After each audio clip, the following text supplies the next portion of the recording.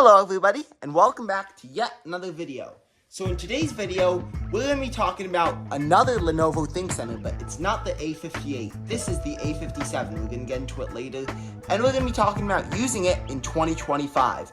And you may be asking, why Linux? Why not Windows? We're going to be talking about that later as well. So, to get the whole backstory about this computer, you guys should watch the video about the e-waste haul beforehand, because that's when I introduce this machine and we diagnose it. So what is this machine? It is a Lenovo ThinkCentre A57. This machine is specifically the Tower PC version from 2008. It's basically similar to my Lenovo ThinkCentre A58 that I featured in an earlier video, but that one's going to be sold off at the VCF East swap meet. So if you guys want a piece of computing history from the channel, you guys should check it out if you want it. So ultimately, how did I find this computer? Well, I found it at my e-waste center with a bunch of other computers, including our other Dell Inspiron that I turned into a Chromebook, some random RAM, and some other stuff. So this machine, what are its specs? Firstly, it has an Intel Core 2 Duo E7200 CPU clocked at, I'm not sure exactly how many gigahertz, I'm going to put it in the video, 3 gigabytes of DDR2 RAM, dual optical drives, a floppy drive, Intel GMA graphics, and 32 gigabytes of storage from a SanDisk USB flash drive. So, this computer, I was originally going to plan putting Windows on it, Windows Vista / Windows Vienna, and then I came up with Windows 7 until I realized none of my SATA hard drives worked, but my SATA optical drives worked. You know why? Because the SATA controller completely died on the motherboard, so I can't even work with any internal hard drives on here. But however, miraculously, it's not e-waste because it still supports booting off of USB, so that's why it's using a SanDisk floppy, not a SanDisk floppy drive, but a SanDisk USB stick. And you now may be asking, why Linux instead of Windows? Because I could have gone with a larger USB stick. However, since this is only 32 gigs, I decided to go with Linux. It's nice and condensed. Maybe I could go with like Tiny 7 or something to see in a future video we could talk about like Tiny 7, Windows, or maybe I could done. I'm not sure exactly how much space Windows XP takes up, but we got some interesting videos that could involve this ThinkCentre. We could talk about maybe like Tiny 7, XP. Just let me know about any future suggestions in the comments. But today's video, we're just going to be talking about it with Linux. So, what Linux distro? This is Debian with the XFCE desktop environment. So, why XFCE? Because it's nice and lightweight for the hardware. I've tested with GNOME on similar machines, and GNOME, which is another desktop environment, it's GNOME or something. I think it's GNOME.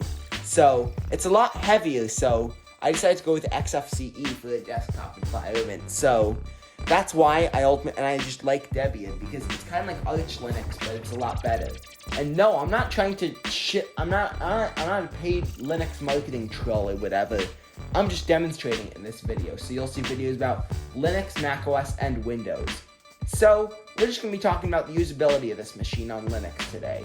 So, with XFCE, you obviously get some nice applications in here, including, well, some of these multimedia apps. You got Office, you got LibreOffice, or if you want, you can get MS Office working with Wine. But I've recommended MS Office like 2007 or 10 is the best one. I was originally going to get Office 2007 working on here, but unfortunately, I couldn't get Wine working. So we could test with LibreOffice today. Also, we could test with some of these media player applications. We got Firefox for web browsing. Thankfully, we don't have GIMP on here because I absolutely despise GIMP. Worst ever image editor. That's why I prefer Photoshop. And then the accessories, you got some other fun accessories in here. But today, we're just going to be talking about like what most people use their machines for. The internet.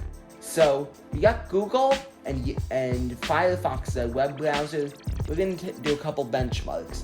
Firstly, we're going to test with YouTube, then we're going to test with Invidious YouTube, then finally we're just going to test loading a random website. So let's fire up YouTube, and let's click on one of my other YouTube videos. Well, since spring is approaching soon, even though it's currently the dead of winter at the time of filming this, we're going to watch my video of the VCF East swap meet from last year. And I'm going to be back there again this year, but this time I'm actually going to be bringing a table. I'm going to be selling stuff. And just along the lines of that, I'm actually going to be preparing some of the stuff. Most of it is prepared. You may be asking, will there be any videos? Well, I'm more than happy to announce this. So let's just pause the video for now. There's never any sponsors on here, but I'm happy to announce something brand new. E-Waste Explorations After Hours. A new live show. We're going to be testing a bunch of random stuff that we have around the house, preparing stuff for the swap meet, talking. It's going to be a lot of fun. It's going to be it's going to be Saturday evenings at like 6 p.m. or as often as I can do it myself. So tune in then. It's going to be on YouTube Live. I hope you enjoyed it. Now, back to the video. So let's see how YouTube watching works. What setting is this currently? This is 720p at 60 FPS. Let's just get captions on. It's nice and smooth, which is actually quite good for such an old computer. So now after that, we can test with NVIDIA. So let's go to YouTube, yewtu.be, and we'll test with another video. So this is the e-waste haul video that I put out last week. So I'm testing with NVIDIA because it's a lot less bloated than YouTube. So at 720p, there's no like real hand motion here. So we're gonna try skipping to another part of the video. Again, it's quite smooth because when I tested the similar machine, the A58 using Supremium on Windows Vienna, it was a lot more stuttery because I'm guessing because it had a worse CPU in it because this has a Core 2 Duo and that had a Pentium in it. Now, since web browsing is almost done, I almost accidentally just closed down it because we just have to do the last thing. We're going to pull up a random website, which is going to be mac84.net. I always benchmark all my machines by going there, mac84.net, 84.net, and there we go. So, it works perfectly fine. Let's go to the modern site. Scrolling is nice and smooth, so perfectly checks out for basic internet browsing if you want to use this machine for, well, internet browsing on Debian. Debian XFCE looks pretty nice. Again, now with web browsing all done, we can safely say it passes those tests. Now let's fire up LibreOffice. LibreOffice Writer.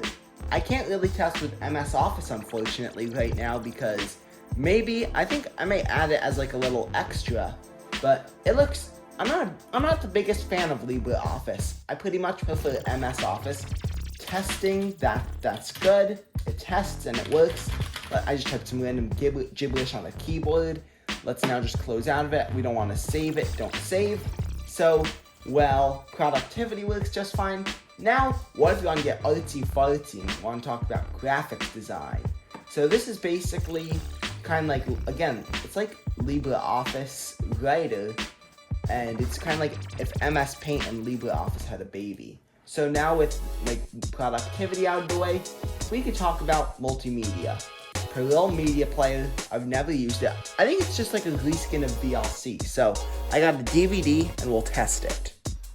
Oh, looks like I forgot to install libdvd CSS because unfortunately, because it has Macrovision on it, these media players don't even allow you to watch it without going through all this Macrovision stuff because they don't want you to steal these movies. Just kidding, actually do not steal these movies. Bon appetit! The DVD is successfully working. So I had to pull out a DVD that I burned myself with a compilation of a bunch of DankPods episodes because for whatever reason, I couldn't even install the dependencies to get Macrovision DVDs, like descrambling working. So that's pretty nice. Audio sounds good.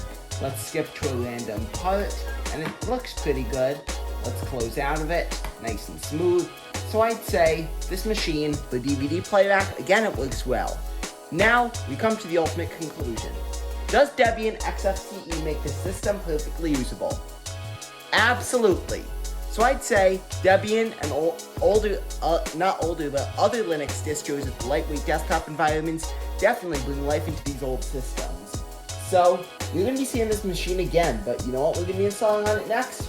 Windows XP, the original software that the machine would have come with.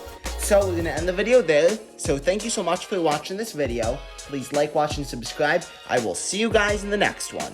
Bye, y'all.